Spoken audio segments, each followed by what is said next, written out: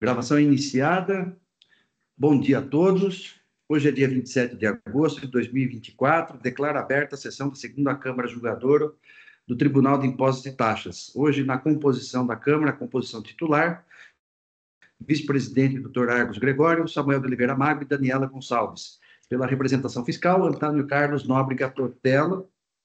Temos 3 processos em pauta, dois processos com inscrições para acompanhar o processo, um para sustentação oral e o outro para acompanhar o processo, uma vez que há pedido de vista. Então, é continuidade aqui do nosso julgamento, né? Vamos iniciar, então, pelo primeiro processo da pauta, que é o JBS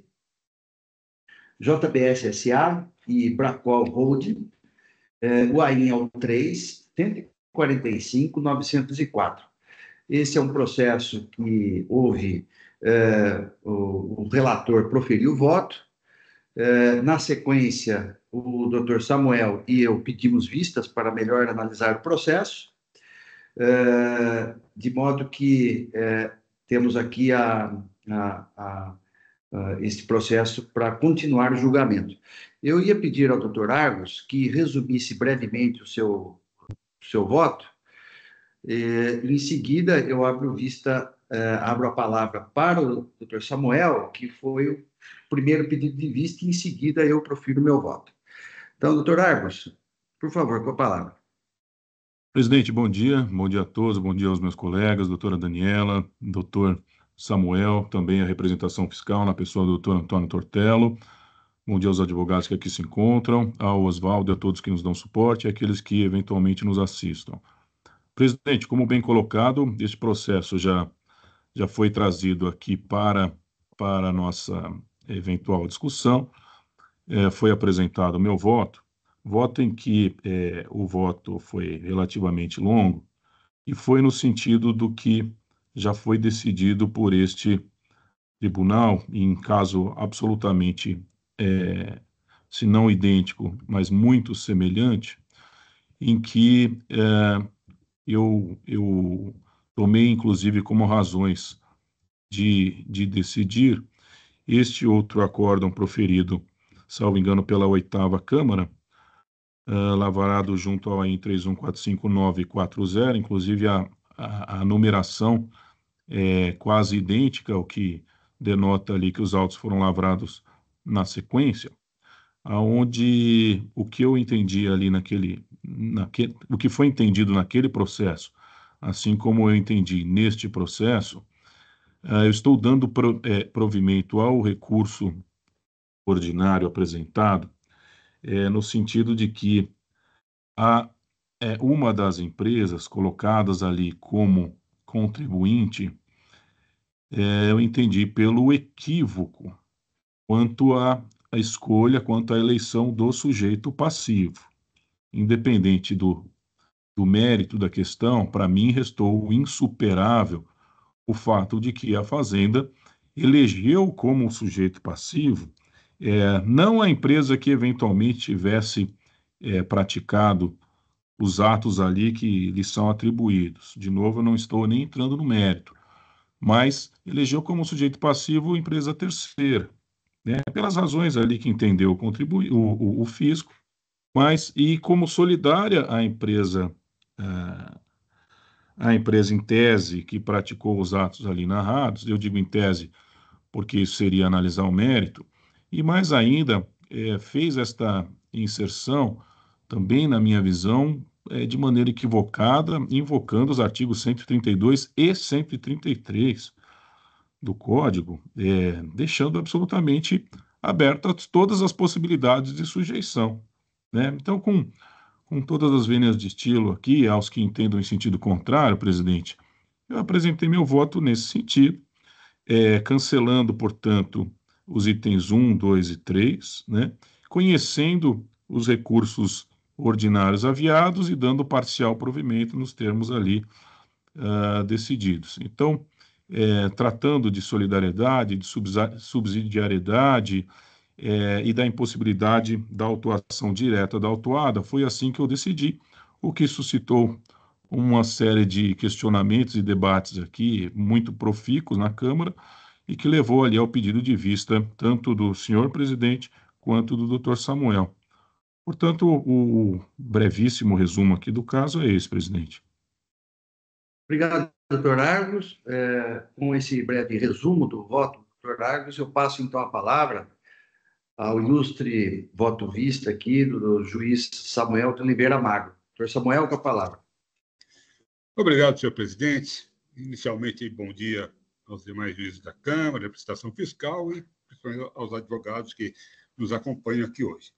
Senhor presidente, como esse assunto já foi bastante debatido na sessão passada, e naquele momento eu já havia exposto meus entendimentos, e como também o meu voto de vista é um pouco extenso, eu acho que a gente poderia dispensar a leitura dele, né?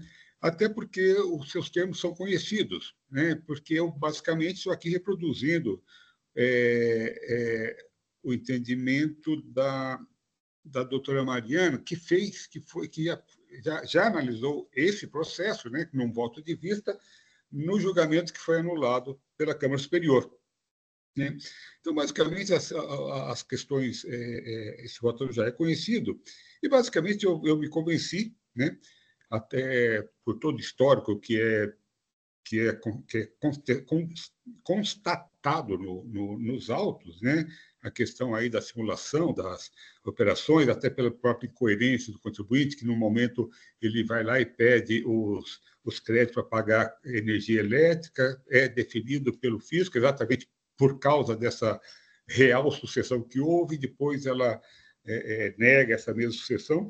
Em função disso tudo, eu estou entendendo que o auto tem que ser integralmente mantido, né? Realmente está bastante claro aí que, dentro do que a acusação coloca, né, que é falta de crédito indevido por um lado e falta de pagamento por outro. Né? Por quê? Porque ele não podia se acreditar do que se acreditou, porque quem transferiu não poderia transferir, toda aquela história, né, do que nós já conhecemos. E o que implicou, em algum momento, aí, em ele não ter saldo para pagar também o que foi apurado de imposto. Então, nesse tempo, senhor presidente, está conhecido aí o meu voto, que já havia passado para os senhores, e, em síntese, eu estou concluindo pelo desprovimento de ambos os recursos, né, do contribuinte e do autuado, do autuado e do solidário. Eventualmente, se houver alguma dúvida, precisar de algum esclarecimento, estou à disposição. Obrigado, doutor Samuel. Eu também vou...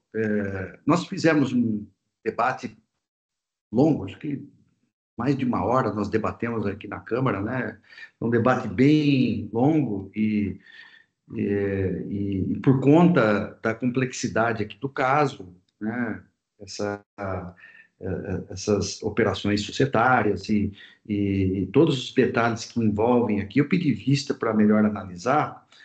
E eu também vou aqui resumir o meu voto, mas eu fiz algumas considerações a respeito da glosa de crédito, né, que não desaparece o crédito do nada, né, tem que haver aí um tratamento para o crédito quando há a glosa. Então, eu faço algumas considerações a respeito disso, mas a principal questão, eu acompanho aqui o ilustre relator com relação à legitimidade passiva de parte, né? Eu reforço aqui no meu voto que não houve incorporação, né? Diante disso, eu entendo que teria aplicação ao artigo 133(2) do CTN, né?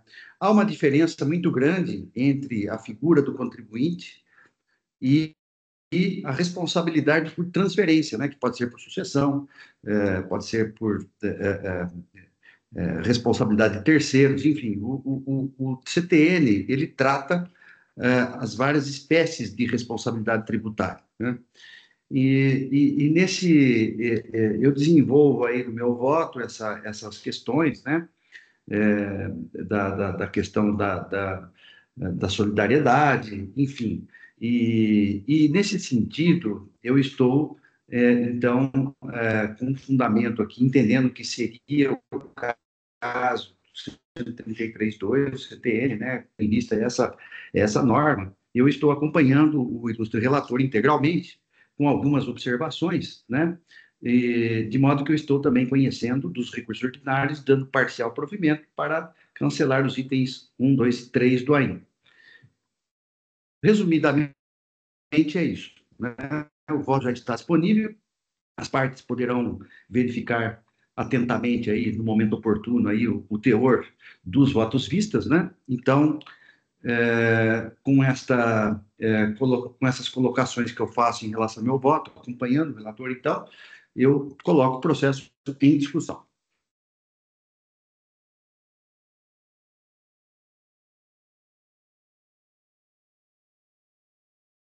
Bom, acredito que a única pessoa que falta se manifestar no caso aqui somos eu e o doutor Antônio, não é?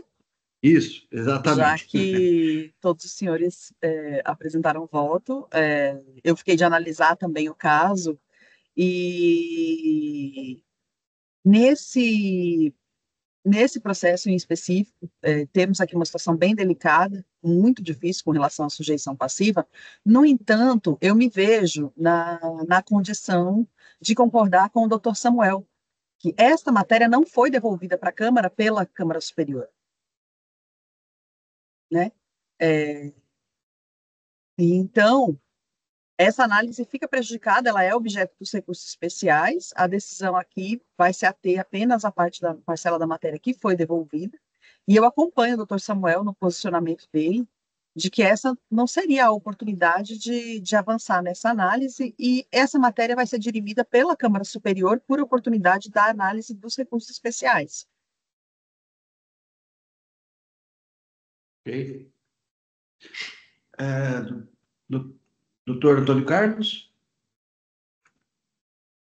Muito obrigado, senhor presidente. Bom dia a todos. Parabenizar as pessoas que já se manifestaram nesse processo, especialmente aos votos apresentados do doutor Argos, do doutor Erivaldo, do doutor Samuel também.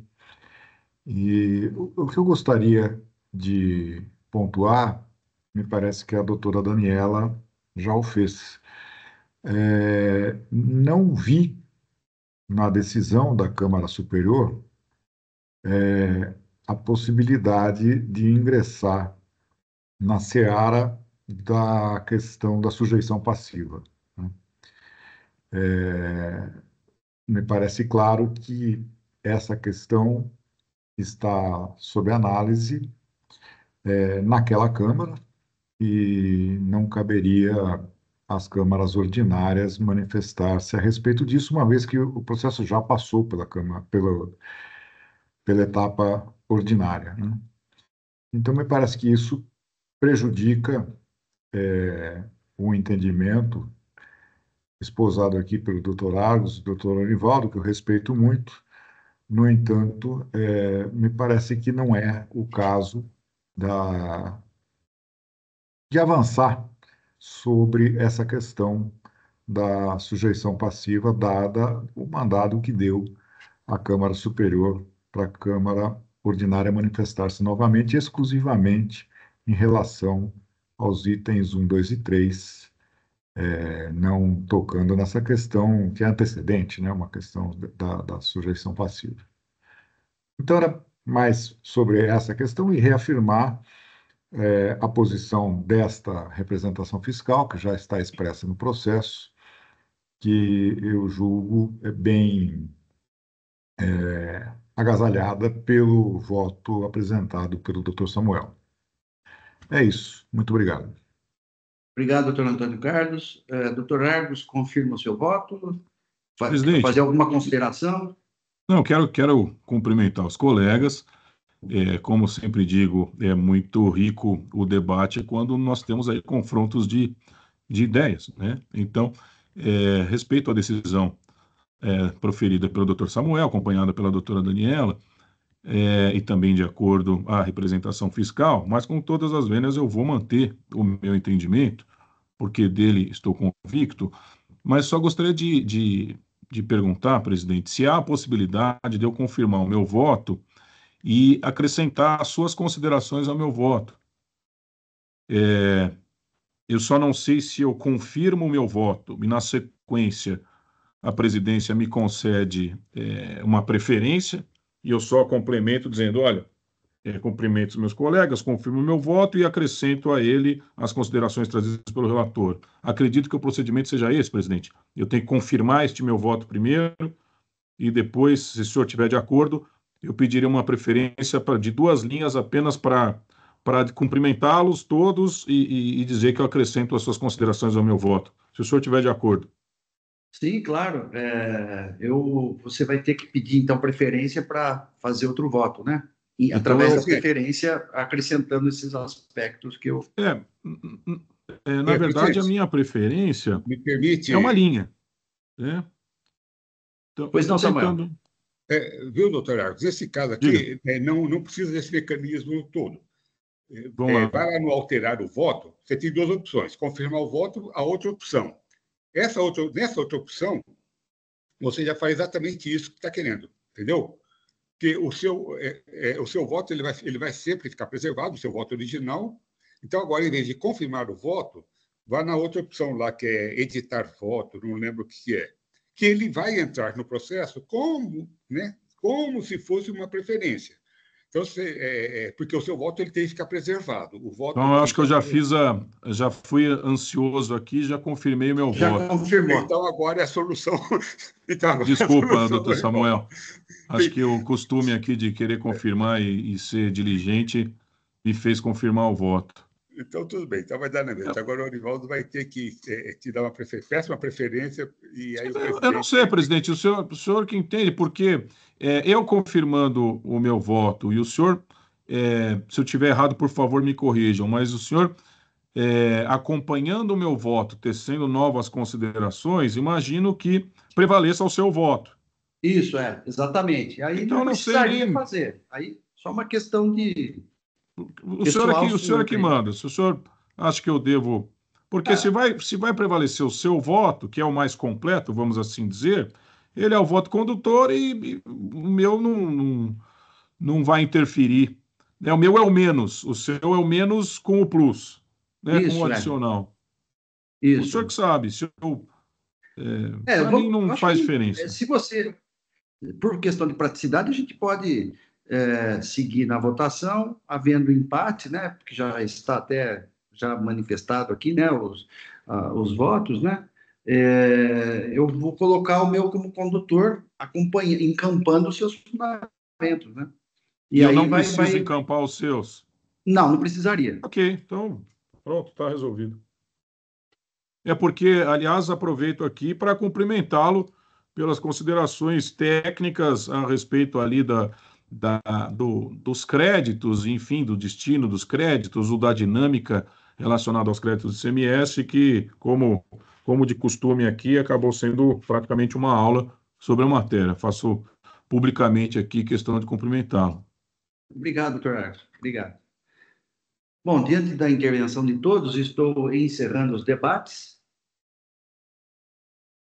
Eu peço aos senhores juízes que confirmem presença para quórum de votação.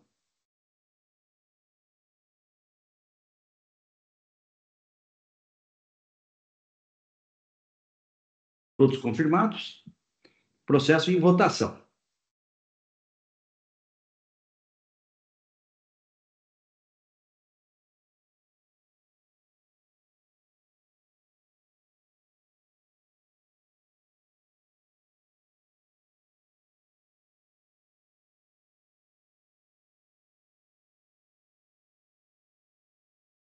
Todos confirmados.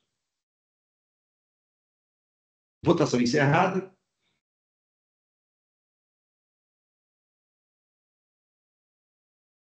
Então, eu vou aqui fazer o registro do voto vencedor.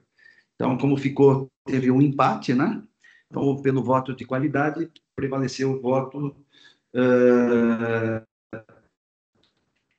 no meu, né, posto vista, que conforme a gente estava discutindo aqui, eu e o doutor Argos estávamos discutindo. Então, vou registrar aqui o voto condutor.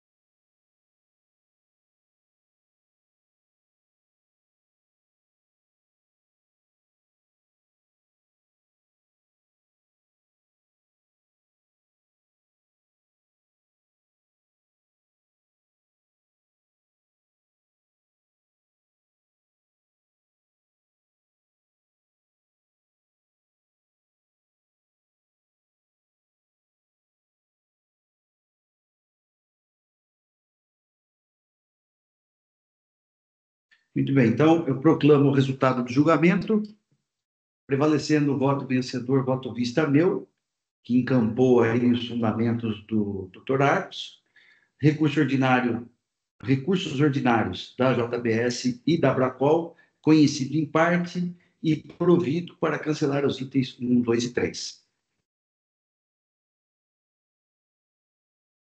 Julgamento encerrado. Eu agradeço a presença da doutora Ana Paula e da doutora Priscila. Presidente, Oi. desculpe, só confirmar aqui, foram conhecidos em parte ou eles foram conhecidos e parcialmente providos? No registro, como conheceu em parte, você não tem a opção de provido. É só Mas eles foram parcialmente conhecidos em provido. parte? Foi o seu voto, no seu voto está parcialmente provido. Está parcialmente conhecido. Não, os meus recursos estão conhecidos e foram parcialmente providos.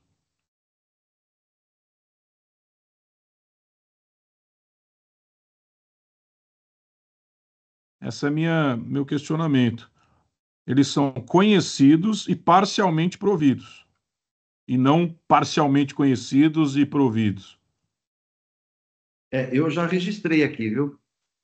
Ué, mas não dá para retificar isso, porque... Porque eu encerrei o julgamento. Ué, não sei. Tony, não sei, eu tô errado no que eu estou dizendo ou eu estou fazendo confusão?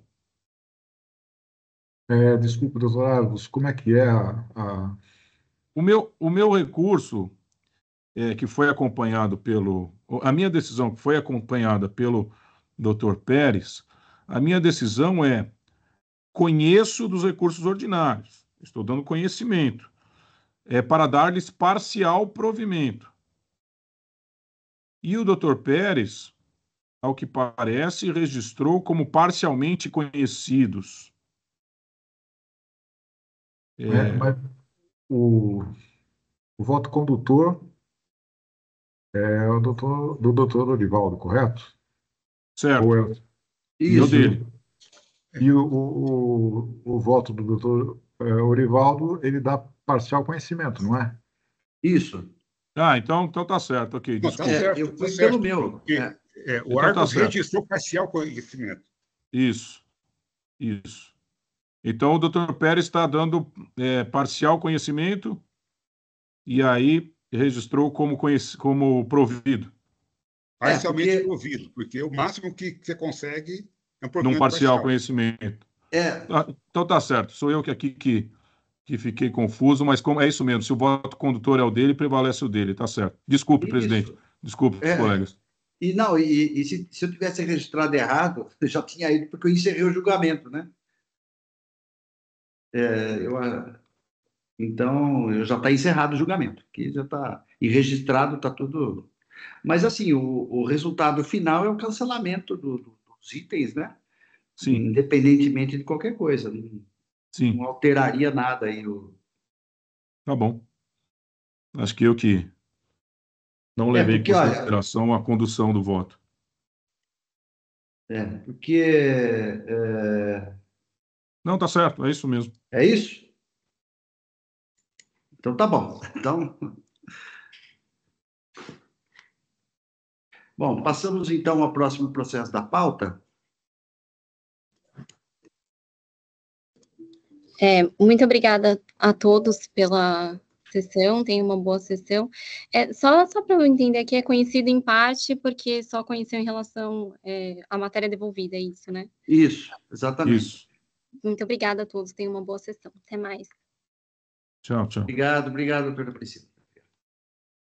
Vamos então para o próximo processo da pauta. Senhor presidente, por favor, desculpe interrompê-lo, mas eu não estou conseguindo no sistema aqui. Entrou finalmente. Eu não estava conseguindo entrar nos processos do voto eletrônico. Mas agora foi só falar aqui e ele voltou. Que bom, Desculpe. que bom. Desculpe. Que bom.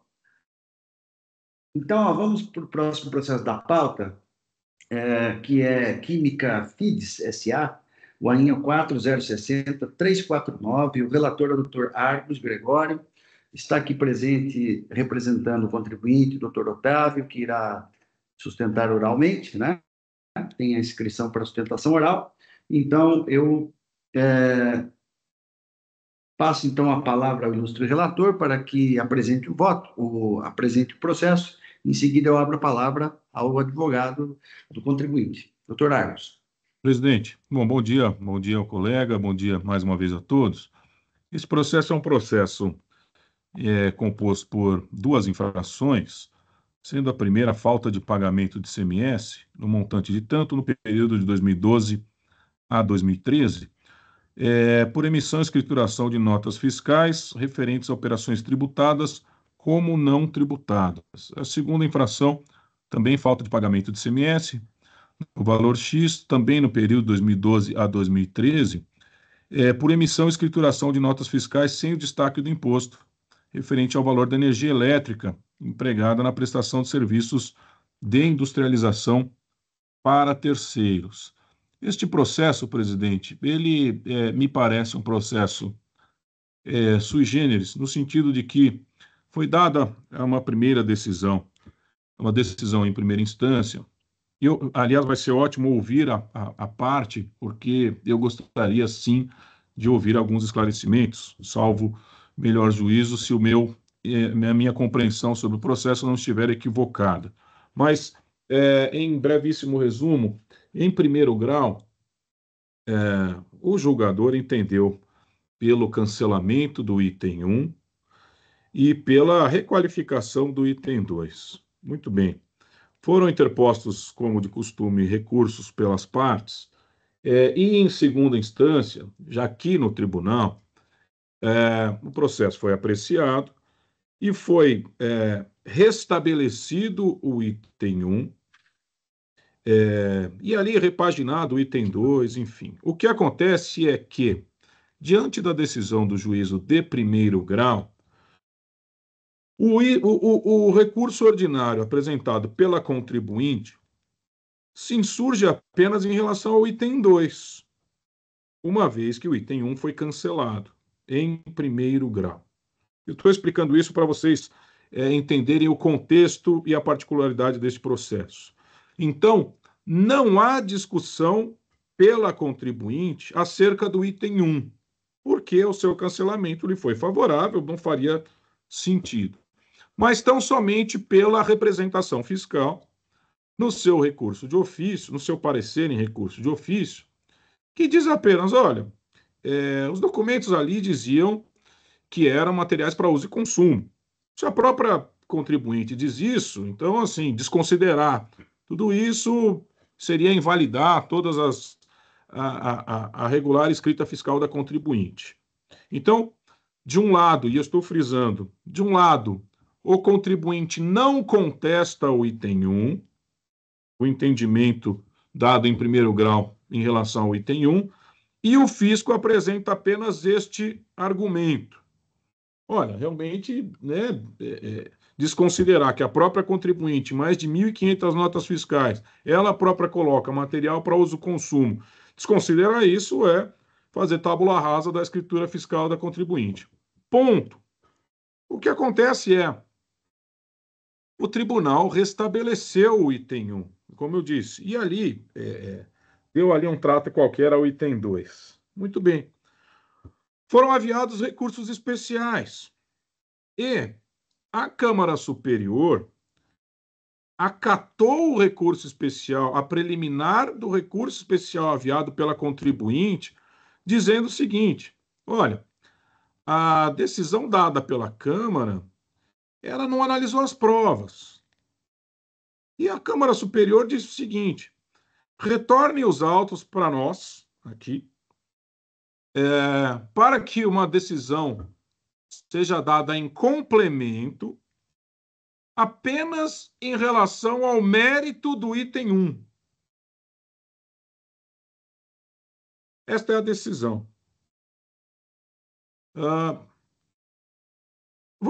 Se o presidente me permitir, eu gostaria de ouvir a parte, porque eu encontro uma dificuldade, inclusive, em saber o que a decisão está mandando nossa Câmara fazer. Porque não há discussão, a despeito de ter sido acatado o recurso especial do contribuinte, não há discussão do contribuinte acerca do item 1. Só há discussão do fisco. E o fisco se resume a dizer, olha, 1.500 notas fiscais, escrito uso e consumo, desconsiderar isso é desconsiderar a escrita fiscal. E, do ponto de vista do fisco, isso está absolutamente coerente e é sólida essa argumentação, que eu concorde ou não vem ao caso agora. Mas a Câmara Superior mandou voltar para que a Câmara analise e dê uma decisão em complemento somente em relação ao mérito do item 1. Então, se o presidente me permitir, seria importante ouvir a parte, porque, assim, eu não posso, ao que parece, eu não posso concordar com a decisão que foi dada. Se eu não posso concordar com a decisão que foi dada, eu não posso concordar com o que foi decidido pelo tribunal. Eu tenho que decidir, então, em sentido contrário, mas não há argumento para que eu decida em sentido contrário, porque não foi aviado recurso ordinário quanto a isso. Então, acho que é bom ouvir a parte e depois talvez a gente vá debater, mas eu já anuncio, eu não trouxe o voto, porque eu encontro uma dificuldade a ser superada, talvez, aqui pela Câmara.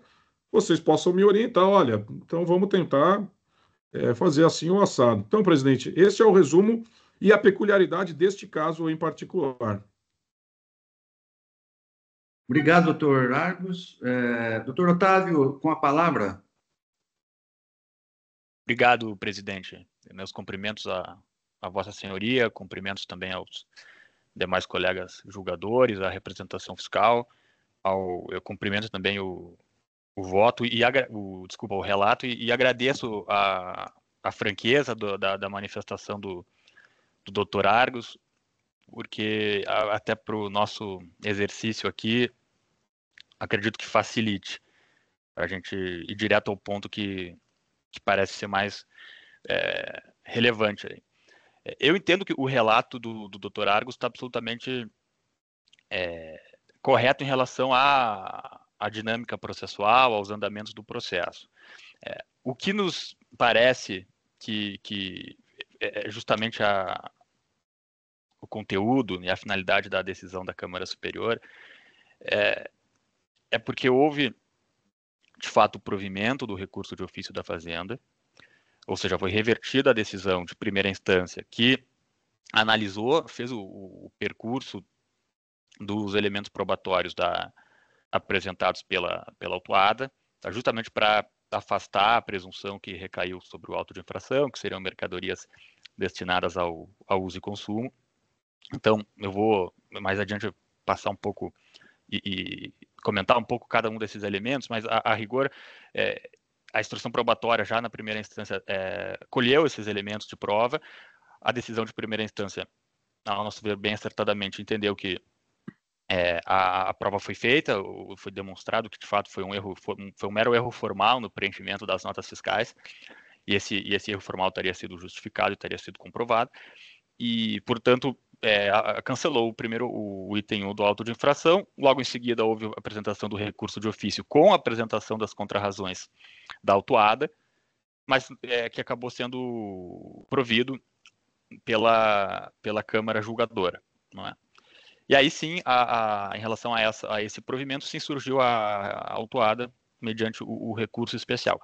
Então, quando a Câmara Superior determina o retorno, ela está anulando a decisão da Câmara Julgadora, e aqui, ao nosso ver, ela está, ao ser anulada a decisão da Câmara Julgadora, se restabelece a decisão, a única decisão válida, que é a primeira decisão. Então, se restabelece a situação, o status de cancelamento do item 1 do auto de infração, e o que me parece, o que se coloca aqui para ser julgado, doutor Argos, aí é um entendimento jurídico de vossas excelências, não é? Se pelos documentos apresentados pela autuada ao longo do processo há o lançamento fiscal que é a atividade que... E aqui eu já vou até ir direto ao ponto, assim, para expor a nossa ideia aqui da sustentação, mas o lançamento fiscal, que é uma atividade em que se pressupõe a verificação concreta do auto de infração, se esse lançamento fiscal ele se mantém ou ele não se sustenta mais diante da contraprova feita pela autuada. Tá? Então, essa é o que nos parece a incumbência aqui, a matéria que se está posta a julgamento, que é basicamente reanalisar o recurso de ofício à luz dessa orientação que foi passada pela Câmara Superior. E aí eu vou fazer aqui, vou trazer, eu sei que o tempo é exíguo, mas eu vou trazer alguns trechos do acórdão da Câmara Superior, que eu acredito que até possa facilitar nesse sentido. Cita o voto vencedor, né, que, aspas, incumbiria o órgão de julgamento avaliar todas as provas produzidas no processo. Essa questão é reforçada pela própria decisão de primeira instância, ao relatar documentos que não foram objeto de valoração na Câmara Julgadora e que formaram a base do juízo do valor no cancelamento do item 1, conforme reproduzido abaixo. E aqui prossegue o voto. Né? Os documentos indicados no recurso especial e que a primeira instância relatou nas folhas 1149 a 1470 poderiam demonstrar a venda realizada pelo encomendante daqueles produtos devolvidos pela autuada após o serviço de industrialização. E aí a decisão conclui, né?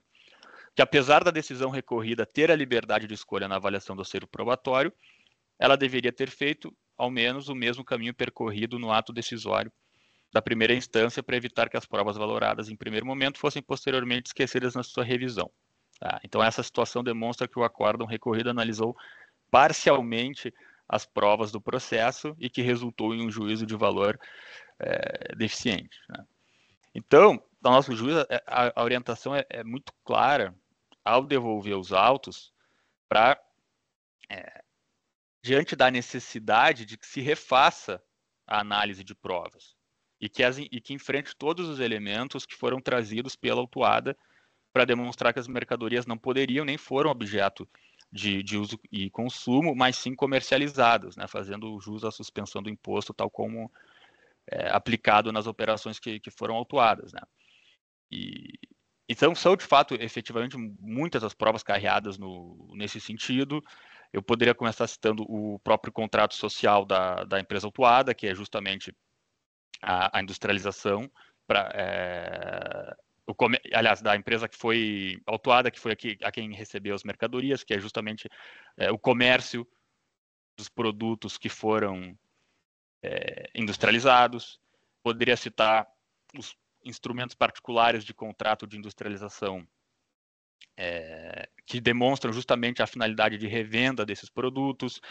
O próprio portfólio de vendas da autuada indica exatamente esses produtos. As notas fiscais. A gente apresentou também um fluxograma bastante didático, demonstrando os CFOPs, demonstrando as notas, demonstrando os números identificadores dos produtos nas notas de remessa e retorno e de venda da industrialização. Ou seja, se produziu um acervo probatório robusto e sólido para que fosse atacada ali a presunção que baseou o auto. Eu estou chamando de presunção porque se baseou na informação que constava no documento fiscal, que é uma informação que a própria autuada informou ser uma informação equivocada por um erro formal. E aqui a reflexão que eu quero propor, a ideia justamente da sustentação, se a gente pensa no lançamento tributário como eu comentei há pouco, como um ato em que se pressupõe a efetiva verificação da infração, ou seja, a efetiva comprovação da obrigação tributária sobre a qual tem que recair a tributação, no caso o ICMS, e se ao longo do processo você apresenta documentos robustos, como como reconhecidamente a Câmara Superior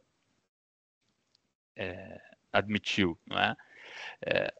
Era de se esperar que a Fazenda Estadual ela contrapusesse com outros elementos para sustentar o auto de infração, dado que os elementos iniciais que sustentam o lançamento já estão abalados.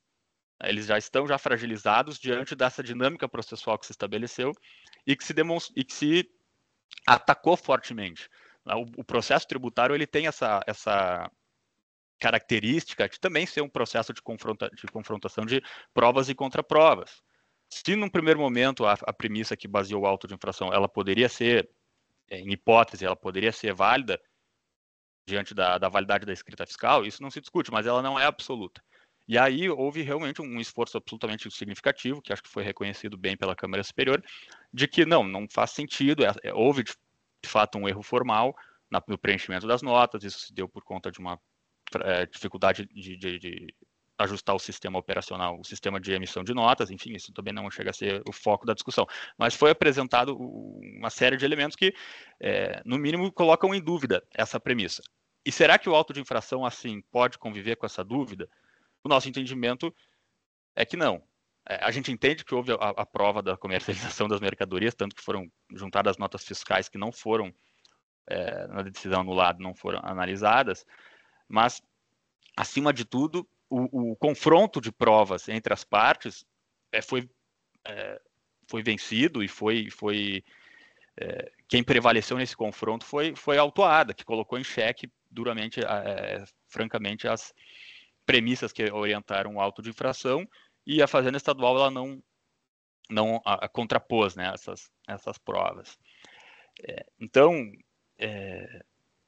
eu entendo que esse é o papel aqui, a incumbência dessa Câmara nesse momento, é reavaliar o recurso de ofício à luz dessa orientação muito clara, que me parece assim, bastante clara, da Câmara Superior, e avalie-se que, se diante desses documentos trazidos, a autuação pode ser restabelecida em relação ao item 1 ou não. E o nosso entendimento aqui é que não pode ser restabelecida diante das regras que regem o lançamento tributário, diante dos elementos que a gente apresentou no curso do processo.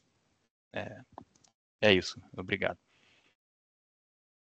Obrigado, doutor Otávio, pela sustentação oral, cumprimento aí pela clareza de sua exposição. Eu passo, então, a palavra ao doutor Argos. Presidente, bom, cumprimento aqui o doutor Otávio. Eu entendo as suas observações, mas eu gostaria realmente de ouvir os meus pares, porque nós estamos julgando recursos ordinários. Mais uma vez, eu não tenho convicção sobre qual decisão tomar. Preciso ouvir os meus pares que me ajudem, porque na minha leitura a Câmara Superior nos devolveu matéria para que se aprecie os recursos ordinários. Só que nos recursos ordinários não tem nada sobre isso, vamos assim dizer. E o que tem já foi apreciado pela Câmara Ordinária e dado o entendimento da juíza que falou, olha, tem razão, não tem razão, ponto. Quando a Câmara Superior devolve o processo, no caso, sob minha relatoria, mas poderia ser a relatoria de qualquer um de nós, ela diz, olha, reanalisa o item 1, reanalisa a questão do item 1 com foco no mérito. Aí você fala, tá, mas eu normalmente analiso o recurso ordinário. E, olha, recurso ordinário, as folhas tal falou isso. Olha, não tem razão aqui o contribuinte. Tem razão, concordo, não concordo, é assim, é assado, tal. E costumo rebater ponto por ponto do recurso ordinário, assim como do recurso de ofício. Então, não há recurso ordinário sobre essa matéria. Eu vou rebater o quê? Qualquer coisa que eu falar pode ser tida como extra petita, porque não tem pedido do contribuinte sobre isso, porque ele não entrou com recurso. E com relação ao recurso de ofício, a argumentação é muito curta, no sentido de dizer, olha, mais uma vez, foram para período de 2 anos, 1.500 notas emitidas, as 1.500 constando material para uso em consumo. Não aceito, acho que isso é uma barbaridade, portanto está errado. Ué, eu só posso analisar isso e dizer, olha, concordo com a representação ou não concordo com a representação. Agora, analisar quanto ao mérito do item 1, eu vou ter que examinar as provas dos autos, isso não é um problema, só gostaria de entrar num consenso com a Câmara, mas assim, por minha conta e ordem, porque o contribuinte não falou nada, óbvio, porque a decisão lhe havia sido favorável, e o físico não fala nada sobre isso também, nas minúcias, e eu, com todas as venas, com todo o respeito, eu entendo que... Eu não sei se é só para mim. Estamos sem som. Desculpe, eu não Agora... sei se está travando para mim ou é o seu que está travando aí. Sei, eu estou ouvindo... Presidente, acho que é o seu, porque... Tá. Para mim está normal, senhor presidente. Para mim também está normal. A minha dúvida era essa, mas... Então, aos colegas, esse é o meu questionamento. Eu vou analisar? Vou analisar. Mas eu tenho que analisar as provas juntadas em sede de defesa com nenhum argumento em sede de recurso ordinário, é isso? Olha, eu olhei aí as provas e eu achei que as provas aqui foram... Doutor Argos, tenho dificuldade. Eu estou entendendo aí que a Câmara Superior devolveu o processo para analisar o item 1, mérito do item 1, que não foi objeto de recurso ordinário. O item 1 não foi objeto de recurso ordinário, mas a Câmara Superior devolveu o processo para analisar um item que não foi objeto de impugnação no recurso. É isso? Isso. O doutor, antes de eu abrir a palavra para os demais que quiserem manifestar, o doutor Otávio pediu a palavra para um esclarecimento que talvez seja pertinente aqui para os nossos debates. Doutor Otávio, por favor. Eu só queria complementar, o doutor Argos acabou tocando nesse assunto no final da fala dele, mas o item 1 não foi objeto do recurso ordinário porque claro, a matéria ali havia sido decidida favoravelmente, mas foi devolvida para análise do tribunal pelo recurso de ofício. Sim. E como eu disse, o argumento trazido em recurso de ofício é um só. E se eu entender que ele é bastante o suficiente, inclusive se eu concordar com ele, eu não tenho mais o que argumentar, além do que rebater ou não que foi trazido. E a Câmara Superior está dizendo, olha, não, entra no item 1 e entra no mérito do item 1. Doutor Samuel, não sei, acho que... Doutor Samuel, por favor. Daniela também pediu em seguida a palavra.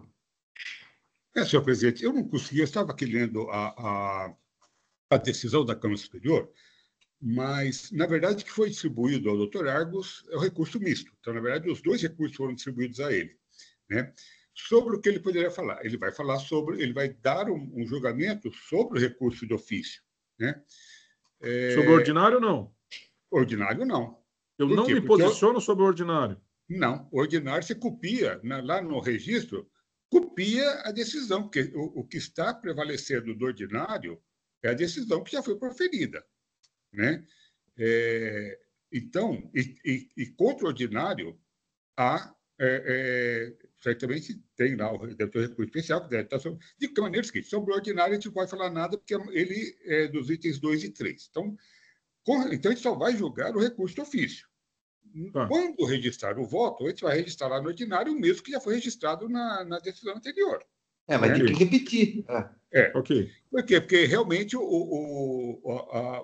quem tinha que entrar com o especial contra a decisão do ofício realmente era o contribuinte.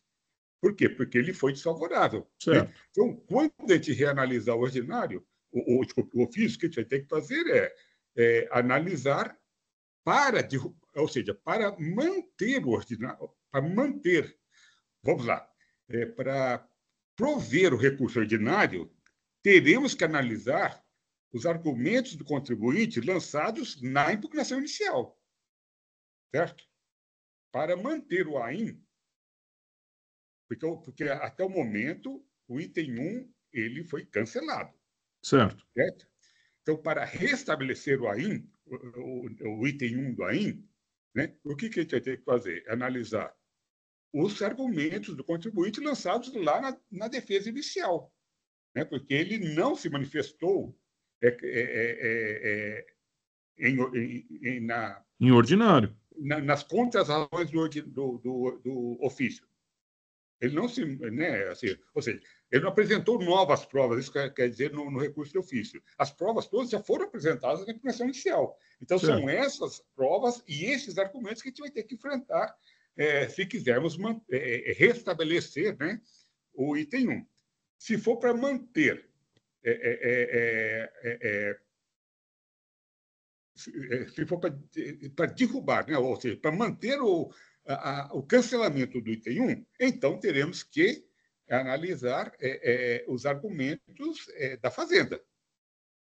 Porque a análise do item 1 é em função do recurso de ofício e não do recurso ordinário, porque não tem. certo. Isso. Sim, isso eu entendi. Então, houve o cancelamento, foi mantida pela Câmara Julgadora, foi para a Superior. Olha, analisa de novo o mérito do item 1 em função do recurso de ofício. Certo. E aí o Samuel tem razão. Para você poder analisar as provas e o mérito do item 1 em função do recurso de ofício, você vai ter que ir lá atrás na defesa principal do contribuinte. Por quê? Não teve objeto de recurso ordinário porque ele não foi sucumbente, né? Ele ganhou o processo, ele ganhou essa parte da discussão, né? Então eu devo fazer menção aos argumentos trazidos somente em defesa.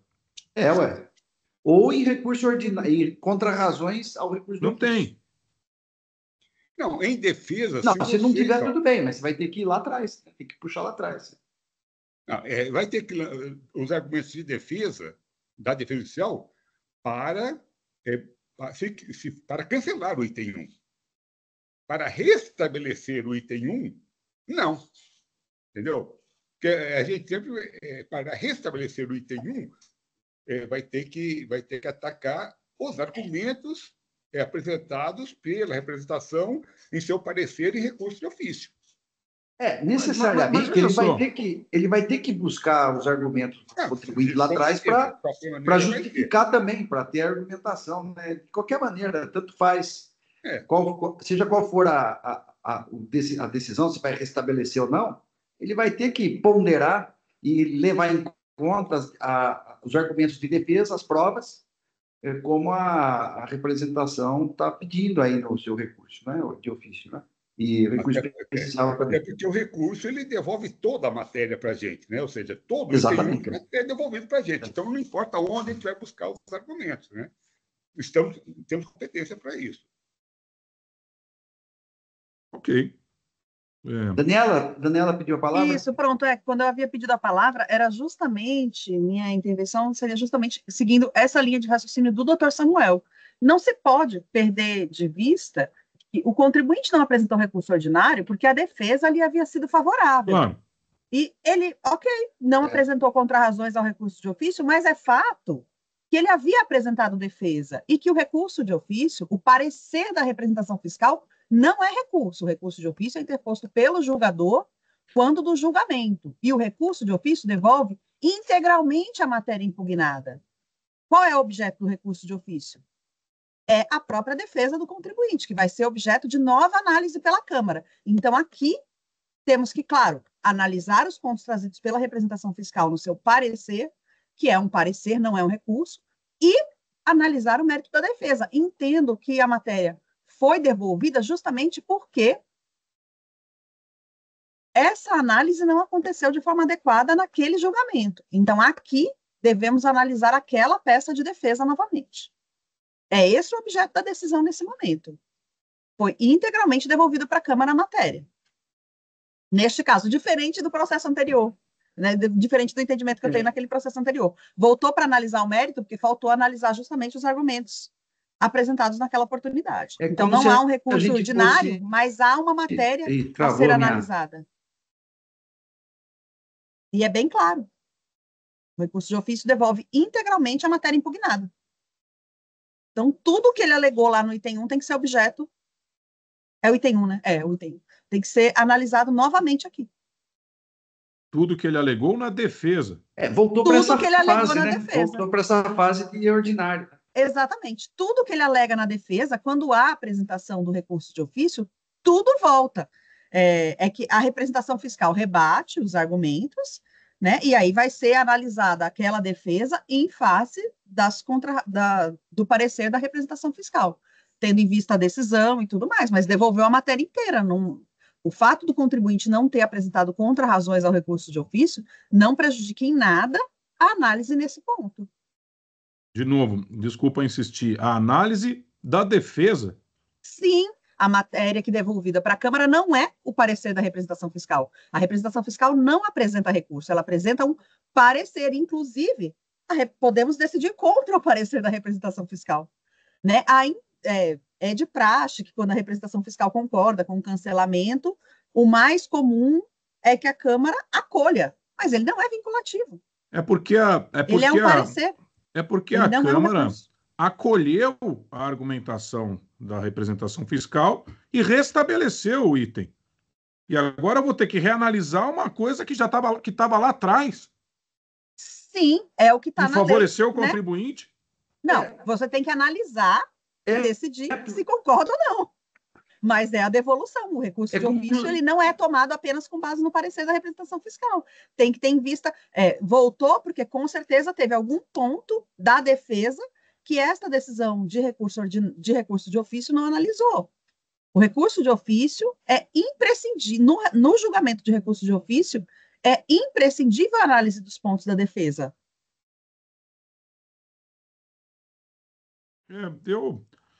Em especial porque normalmente, né, o que a gente vê é o contribuinte... como se fosse a primeira vez. Isso, deixa eu dar aqui um exemplo prático, né? Suponha que o contribuinte tenha trazido lá na sua defesa 4 argumentos pela anulação do auto de infração. Ele trouxe lá 4 argumentos pela anulação do auto. Aí o julgador acolheu um e falou, olha, decaiu. Aí ele, estou supondo, tá? Decaiu. Decaiu, derruba no mérito. Pronto, não analisou mais nada. Veio para cá. Aí você fala, não decaiu. Um exemplo bem simplório. Não decaiu. Não pode simplesmente restabelecer. Vai ter que olhar para a defesa e analisar todos os outros 3 pontos. É isso que fez essa decisão voltar aqui. A decisão de recurso de ofício foi anulada neste ponto porque não analisou a matéria de mérito. Então, certamente, alguma das teses, ou todas as teses, algo apresentado pelo contribuinte lá naquela oportunidade, aqui nessa análise primeira que a gente faz durante a sessão, não dá para a gente chegar no ponto e falar assim, olha, foi isso aqui. Mas talvez até o doutor Otávio possa nos esclarecer aqui exatamente o que faltou analisar naquela decisão monocrática. Vocês estão me vendo aqui?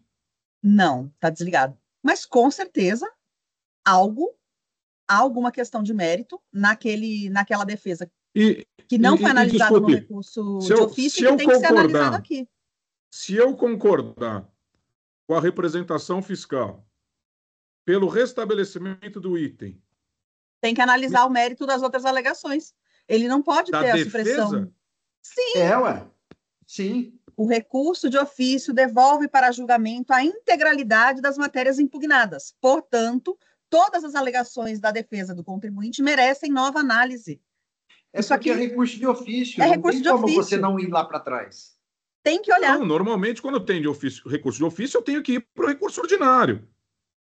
E aí não tem recurso ordinário, esse é o problema. O recurso de ofício não vai ter, foi cancelado, não. Ou você tem recurso de ofício, ou você tem recurso ordinário. Você não tem para o mesmo item recurso de ofício e recurso ordinário, doutor Argos. Você tem um item cancelado, que é objeto de recurso de ofício, ou você tem um item mantido, que é objeto de recurso ordinário. É decorrente lógico. Na verdade, você pode ter um item reduzido, e aí você vai ter os 2. Sim, pois é, essa é uma situação. Doutor Samuel. Mas o que importa aqui é o seguinte, não sei nem, esqueça recurso de ofício, porque ele está fora, o recurso ordinário, que ele está fora, ele está suspenso. Não vai ter recurso ordinário, vai ter só recurso de ofício. E nem existe mais, a fato é que nem existe mais uma decisão em recurso de ofício. Essa decisão foi anulada. Existe, não foi anulada, está mandando complementar. Não, está mandando, ele anulou o item 1 todos. Ele anulou toda a decisão. Então, o item 1, todo o resto existe decisão.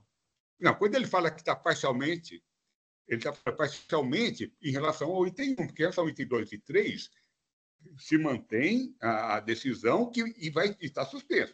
É o que está escrito lá, está suspenso. Mas então, a decisão dada em recurso de ofício.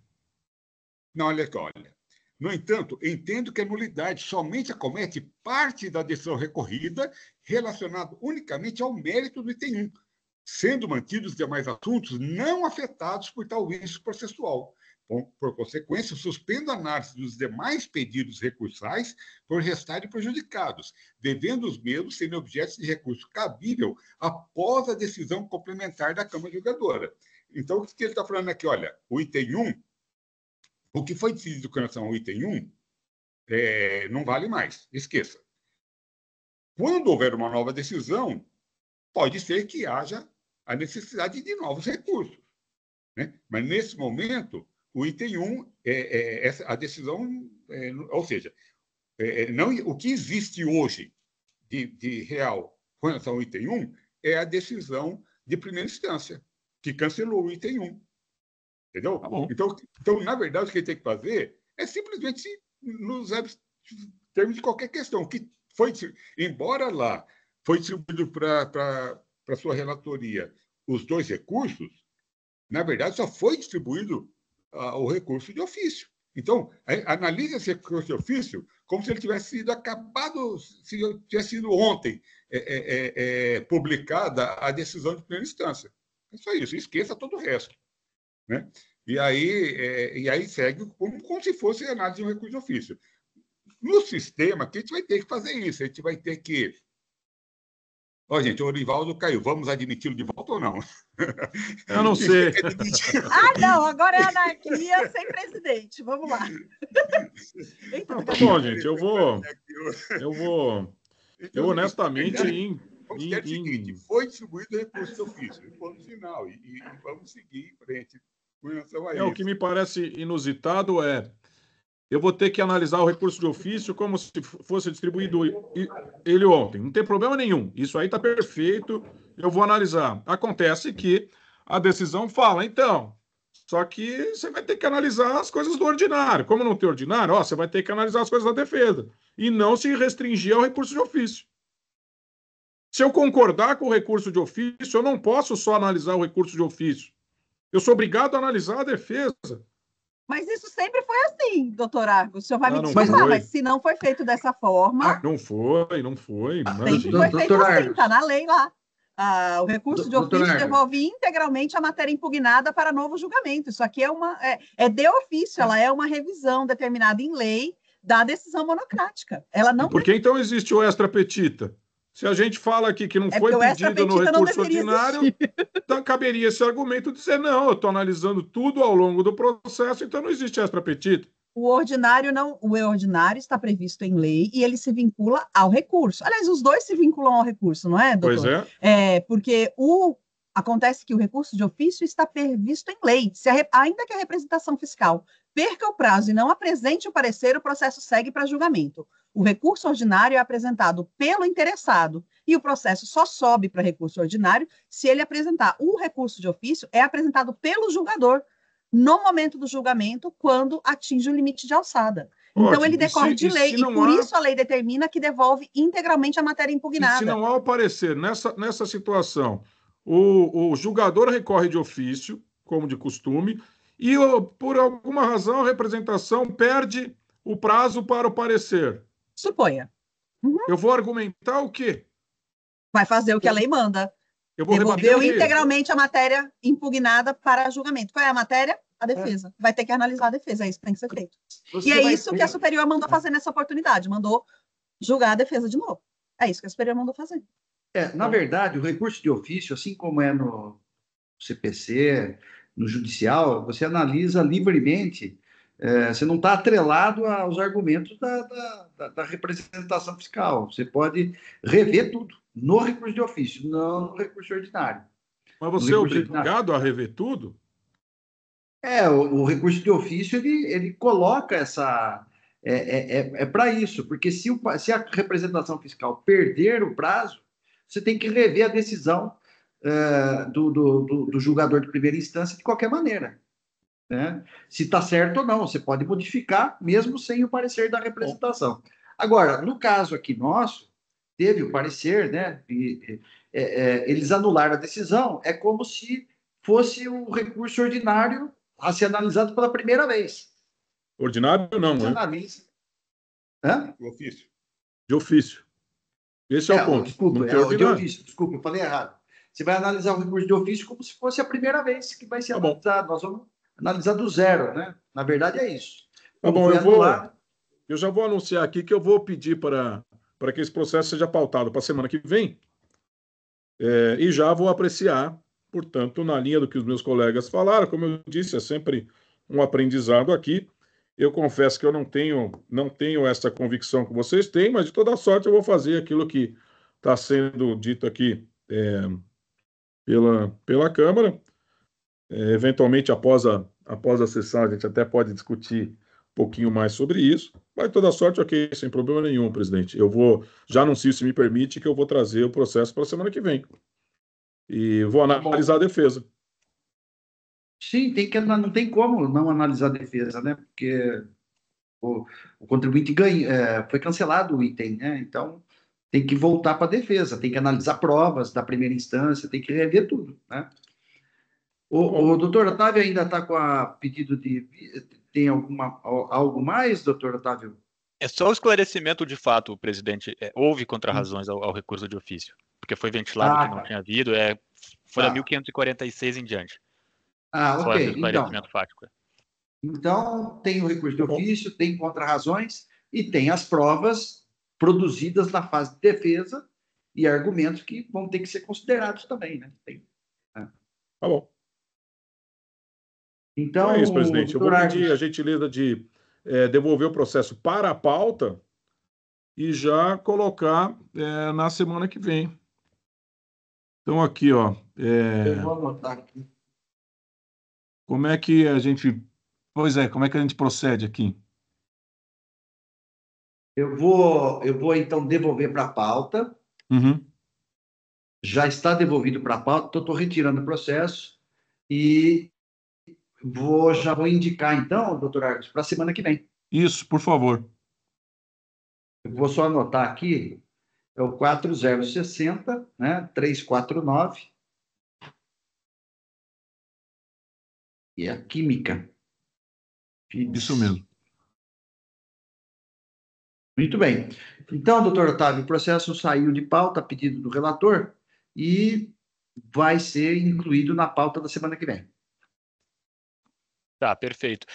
Presidente, houve algum voto já adiantado ou a votação sequer foi estabelecida? Tá bom. Não, o relator não trouxe o voto. Tá perfeito. Muito obrigado. O relator não trouxe o voto. Não tem nada registrado aqui. Tá legal. Então, acredito que nos vemos semana que vem. Obrigado, viu, pela oportunidade. Boa sessão para os senhores. Obrigado, doutor Otávio, pela presença e pela paciência. E passamos, então, ao próximo processo da pauta. Rossetti e Companhia Limitada, a IN 410-254. Doutora Daniela é relatora. Não há inscrição para sustentação oral. Doutora Daniela, então eu passo a palavra para que vá direto ao seu voto, tendo em vista a ausência da presença do contribuinte aqui. Obrigada, senhor presidente. Bom, processo relativo ao auto de infração número 4.110.254, autuada Rossetti. É uma autuação relativa a 3 itens de acusação. Tentarei fazer aqui um resumo, tá, senhor presidente? Aí, se houver necessidade, eu leio algum trecho do voto, mas são 3 acusações. O item 1, o contribuinte optou pelo pagamento, que era um item de crédito indevido, e os itens 2 e 3, que são os itens que seguem para julgamento, eles são referentes à falta de escrituração de documentos fiscais de entrada no estabelecimento do contribuinte. São importações de mercadoria que o contribuinte recebe e que o contribuinte importa, e quando essas mercadorias dão entrada no seu estabelecimento, tem que emitir a nota fiscal de entrada e escriturá-las, né? O contribuinte é beneficiário, então ele deixou de escriturar uma parte dessas notas fiscais. Muito resumidamente, o contribuinte não nega que tenha deixado de escriturar essas notas fiscais, ele alega que é uma parcela relativamente pequena do seu faturamento, dos seus documentos fiscais, mas é interessante não perder de vista que, assim, são 33 milhões em documentos fiscais não escriturados. Embora a alegação de que seriam documentos fiscais, um percentual pequeno do seu faturamento, realmente do seu faturamento, dos seus documentos fiscais, realmente é um percentual pequeno. Mas é uma empresa muito grande.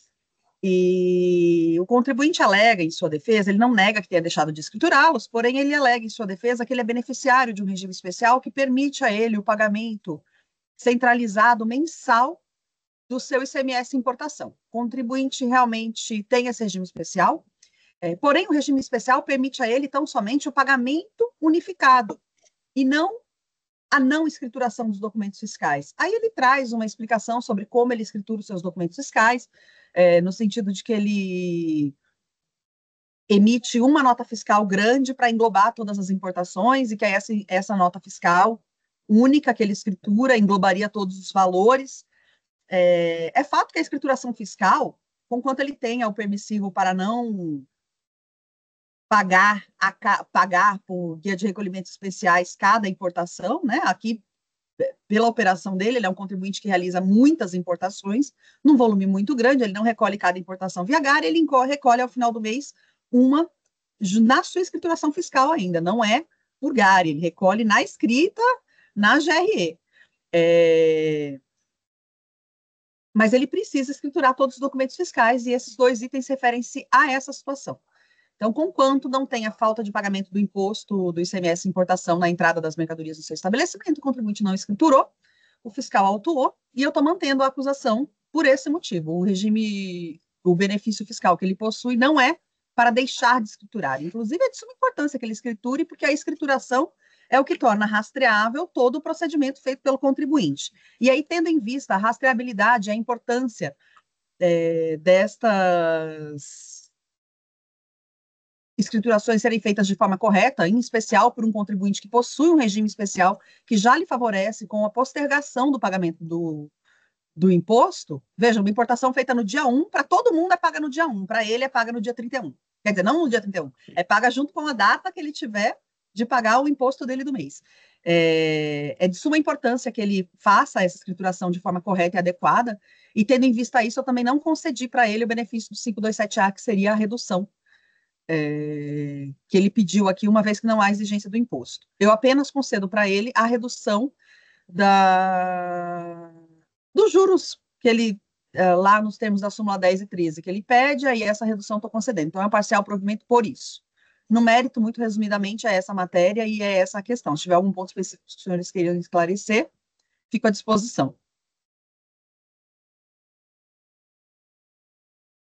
Ele não nega que tem algum erro na acusação ou que ele teria escriturado. Ele alega uma questão de base de cálculo, mas é muito específica a acusação de falta de escrituração de documentos fiscais, não tem erro de base de... Doutora Daniela, a representação fiscal, nas contrarrazões, ela menciona aqui uma questão de nulidade do auto de infração por não estar descrito. Eu não sei se chegou a enfrentar isso, porque não estar devidamente descrito aqui a acusação fiscal, eu não vejo essa nulidade, mas... Não, a nulidade que o contribuinte alega é a nulidade de capitulação do auto de infração que eu enfrentei, tá. E a nulidade de base de cálculo. São as duas nulidades que o contribuinte alega. Ele não alega nulidade por erro na descrição da acusação, não. Tá. Tem uma outra questão aqui que eu gostaria só de sugerir, aí, caso você concorde, senão eu posso até fazer uma breve preferência, até para evitar uma eventual nulidade lá na frente. A questão do 527, você menciona que pelas circunstâncias, né, da infração, regime especial, ele é de grande porte e tal.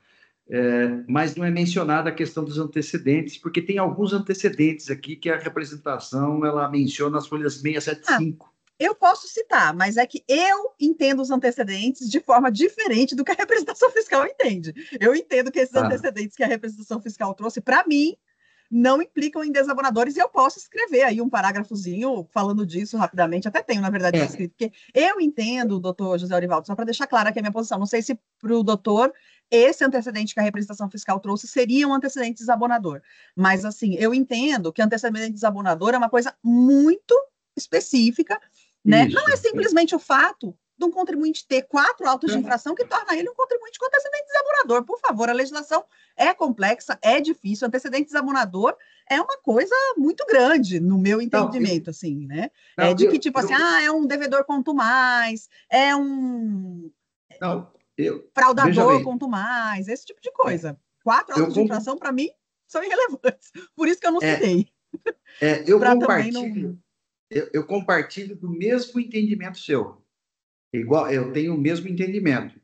E a Câmara Superior, inclusive, já tem jurisprudência pacificada que a existência de antecedência não impede a aplicação do 527-A. Isso, é considerado para dosimetria, né? Seria um parâmetro de dosimetria. O que eu ressinto aqui é só não mencionar isso, que a despeito das indicações, eu mantenho... É só isso, porque às vezes o contribuinte, ou até a fazenda, dependendo da situação, pede a nulidade lá no superior porque não enfrentou esse requisito. É só para uma questão... aqui de forma expressa para evitar uma nulidade. Eu escrevi. Isso, esse é a minha sugestão nesse sentido. Embora eu compartilhe do mesmíssimo entendimento seu, viu, Daniel? Samuel pediu a palavra? Bem difícil, presidente. Duas questões aí. Primeiro, para manifestar que não concordo com esse entendimento, né? Porque essa questão da... Porque a gente começa a trabalhar as multas administrativas com a lógica do direito penal, e muito longe disso, porque esse todo momento o contribuinte vem com esse argumento que não tem como estar mais distante da realidade, né? Então, realmente, a questão dos antecedentes aí, do ponto de vista, né, que a doutora Daniela está colocando, ela já está colocada no próprio artigo 527-A, ou no 85, né, da lei, que é a questão da reincidência. Quando ela fala o seguinte, olha, ela proíbe a reincidência. Então, tudo que eu posso falar ali dentro dessa lógica, né, do direito penal, tal, de desabonador, já está implícito na questão de que, olha, é proibido a redução na reincidência desses pontos aqui, né? Do mais, eu entendo que não. Eu entendo o seguinte, que a lei colocou é o seguinte, olha, você quer aplicar a redução, você tem que olhar duas coisas. Olhe o porte econômico e olhe os antecedentes. E você faça, porque toda essa questão que é sim, né, sim uma discricionariedade conferida, né, ao órgão de julgamento para que ele analise ali o caso concreto. Tanto que quando eu analiso a questão para mim, e aí eu concordo com o doutor Osvaldo, em nenhum momento eu posso dizer que o fato de ele ter 400 AINs impede o benefício, né? O que ele foi o seguinte, eu tenho que saber, quando eu aplicar, eu tenho que saber que ele tem 400 AINs e tenho que saber que ele é de muito grande porte. Agora, o que isso vai levar, eu posso falar, não, olha, apesar de ele ter 400 AINs, apesar de ele ter grande porte, apesar de ele ser um safado, apesar de ser um sem vergonha, então, no caso concreto, a multa foi exacerbada.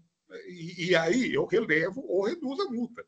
Né? Que também não há. Qual o critério, né? Qual critério que eu vou utilizar? Não há um critério, né? É só o seguinte, eu só tenho que deixar claro que não me passou despercebido o fato de que ele tem um passado desabonador, que ele é de grande porte ou é de pequeno porte, só isso, né? Porque ninguém vai poder falar assim, olha, porque ele é de grande porte, eu não posso reduzir. Né? Isso, e nisso já está decidido. Agora, voltando ao caso prático aqui, se a doutora Daniela vai lá colocar, perfeito, não custa nada, mas também não seria necessário, porque como ela não está aplicando o benefício, Então, ela não precisa analisar. Por quê? Porque o fato dele ser grande porte, pequeno porte, ser um bom contribuinte ou ter um passado desabonador, não é o motivo por que ela não está aplicando o benefício. Então, se ela não aplica o benefício, ela não precisa se manifestar sobre os benefícios, sobre essas questões. Porque eu sou assim, quando eu coloco, olha, eu não vou aplicar. Por quê? Porque o volume de omissões é muito grande, isso permite uma ocultação de saídas, tudo mais. Ou seja, eu não preciso falar, né? O motivo por que eu não estou aplicando não é o fato de ele ser grande ou pequeno porte e tal. Até porque essa matéria a Câmara Superior não vai poder analisar. Né? Ela não vai poder falar, olha, como já está analisado o porte e os antecedentes fiscais, então eu vou aplicar o 507A. Ela não vai poder fazer isso. Se ela entender que a não aplicação do 507A incorreu numa nulidade, ela vai ter que mandar de volta para a Câmara, então, analisar de novo a matéria. Ela não vai poder aplicar o 507A a seu prazer. Né? Então, é o seguinte, eu não veria nenhuma nulidade na decisão da doutora, no voto da doutora Daniela, em não analisar essas questões, porque ela não está aplicando o benefício. Mas também não custa só essa questão. Obrigado, presidente. Porque, Samuel, só para colocar a minha posição, eu concordo mais ou menos com o que você falou. Nós temos aqui no 527A, ou no 92, né, da Lei 6374, expressamente 2 critérios que o julgador tem que considerar. Eles estão expressos lá, né, que é o porte econômico e o antecedentes fiscais. Para que serve o porte econômico? Para verificar a capacidade de absorção da multa. Princípio da proporcionalidade. No caso dos antecedentes, qual que é a finalidade dos antecedentes? É merecimento. Né? Se o contribuinte merece ou não, tendo em vista os antecedentes dele. Então, quando você faz um intercâmbio entre o porte econômico, que é a capacidade dele absorver a multa, né? Porque às vezes uma pequena empresa recebe uma multa gigantesca e é desproporcional. Mas você tem que aliar no intercâmbio com o merecimento do contribuinte, que é os antecedentes. E aí entra no aspecto dos antecedentes, a doutora Daniela falou bem, né? Que o simples fato de ter antecedentes, que às vezes você tem lá um antecedente fiscal que ele esqueceu de cancelar uma nota fiscal. E ele tem uma acusação totalmente diferente daquela, quer dizer, não tem relação nenhuma, uma multa com a outra, um caso com o outro, quer dizer, isso é desabonador, até pela complexidade da... Então, tendo em vista isso, em muitos casos, muitos precedentes da Câmara Superior, o julgador não reduzindo ou não relevando, ou reduzindo e relevando, a Câmara Superior tem vários precedentes no sentido de que, como deixou de analisar um desses aspectos, de sopesar um desses critérios, anulou a decisão para devolver para a Câmara para analisar os 2 requisitos. Então, por causa desses precedentes, que eu me preocupo em evitar que seja a parte ativa, ou seja, a parte passiva, de alegar lá futuramente uma nulidade por conta disso. Né? Para mim, evidentemente que os argumentos e as justificativas da doutora Daniela são suficientes, está claro, né? Ela justificou bem, dificilmente teria uma nulidade. Mas eu costumo tomar essa cautela, eu sugiro, né? Colocar essa cautela. Nos meus votos, eu tomo esse cuidado, mesmo que seja uma situação bem tranquila, eu coloco para evitar aí uma nulidade, vai o processo e vai e volta. Né? Então, isso que essa ponderação. Mas eu entendo que é necessário, sim, o julgador, seja para não reduzir, ou seja para reduzir, analisar os 2, porque cada um tem uma função. Né? Cada critério desse tem uma função. E o intercâmbio deles é que você vai calibrar a multa mais justa, né? Para o caso concreto. Né? Então, era isso que eu queria só ponderar aqui para os senhores aqui, para a gente, né, debater, e acho que é importante essas oportunidades aqui para a gente trocar ideias.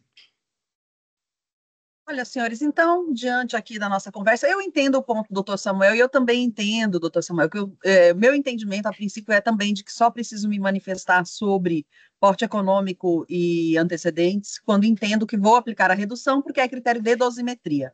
No entanto, para que não haja uma eventual alegação de nulidade, eu mudei a redação do parágrafo que já estava e acrescentei mais um para ficar da seguinte forma, e aí a gente evita a eventual nulidade, veja se os senhores estão de acordo aqui. Conquanto entenda que a presente acusação não esbarra nos impeditivos do caput, é certo que estamos diante de contribuinte que possui regime especial que lhe beneficia quanto ao pagamento do imposto. O que se espera é que, ao receber tal benefício, o interessado, de forma diligente e responsável, cumpra de forma exemplar suas obrigações acessórias. No entanto, estamos diante de empresa que, de forma consistente, adota procedimento que não encontra amparo na legislação em vigor. Não entendo adequada a concessão de benefícios neste cenário. Destaco que, quanto aos eventuais antecedentes desabonadores e ao grande porte do contribuinte alegados pela adulta representação fiscal, eventuais informações seriam analisados exclusivamente para dosimetria. Ai, repetir de novo aqui para eventual. Para dosimetria da pena, caso entendêssemos pela redução do auto de infração, o que não é o caso. E assim entendo que explico por que não vou considerar tais informações, doutor José Orivaldo, porque entendo que não cabe analisar, cabe explicar porque não o farei. Uhum. Ah, ok.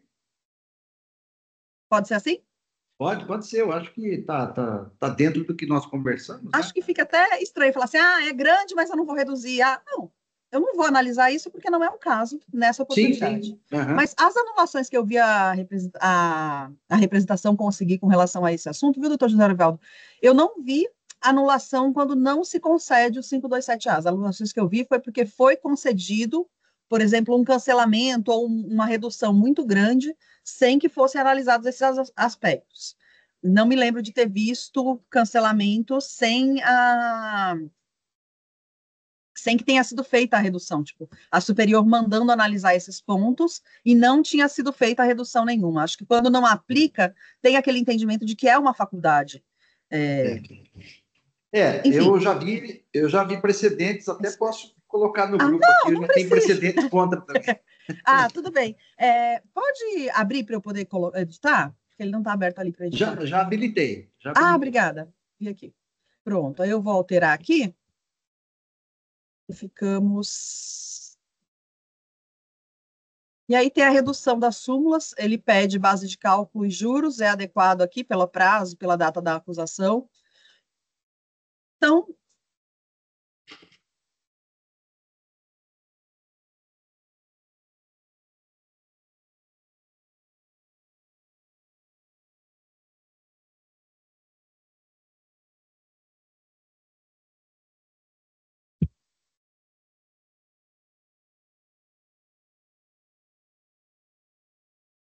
voto registrado, senhores.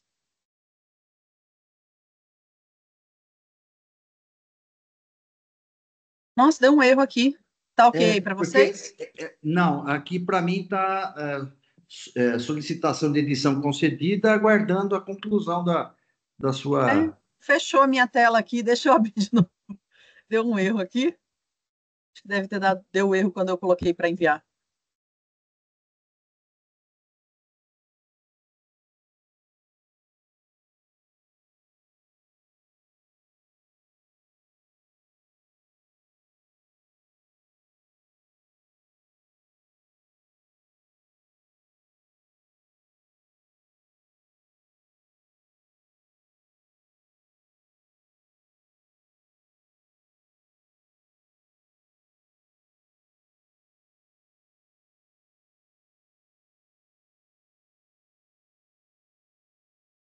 Parcialmente provido apenas para os juros, senhores. Agora sim apareceu aqui para mim. Vou ver se está só certo.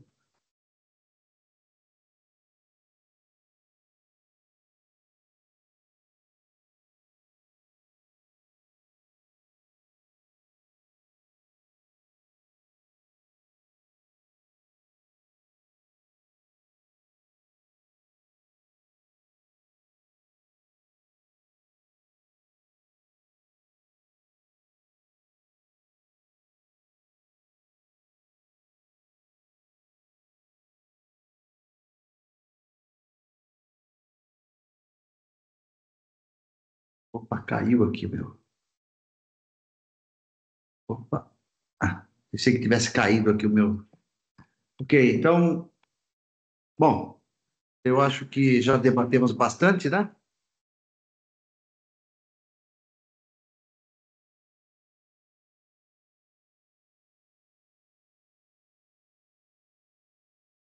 Podemos encerrar, então, os debates? Então, aguardo confirmação para quórum de votação.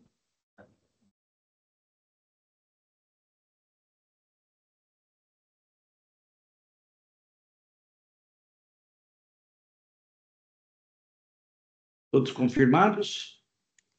Processo em votação.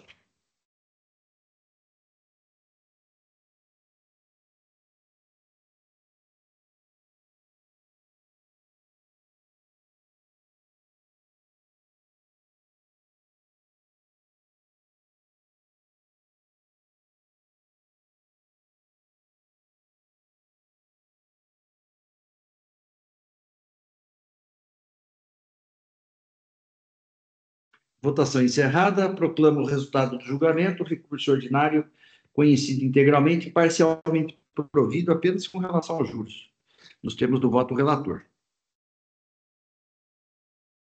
Julgamento encerrado.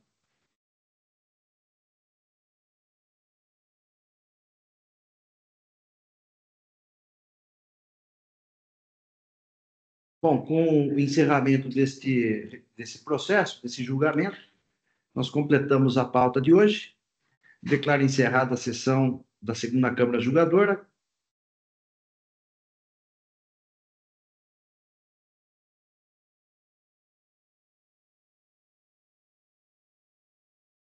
Peço, então, que o Oswaldo, então, encerre a nossa gravação.